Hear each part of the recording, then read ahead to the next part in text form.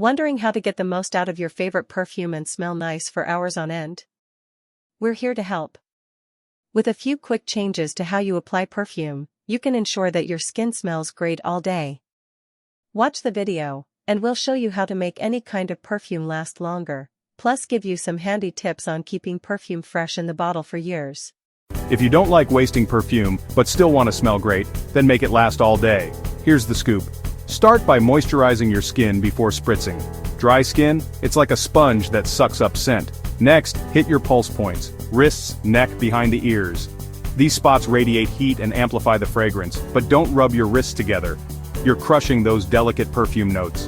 Instead, let it air dry. Layering is key too. Use matching lotion or body wash for a scent that sticks. And here's a pro tip. Spray a bit on your hairbrush and run it through your hair for a whiff every time you move. Finally, store your perfume in a cool, dark place. Sunlight and heat are your fragrance's worst enemies. With these tips, you'll be leaving a trail of delightful scent all day long. Go on, give it a try and turn heads for hours.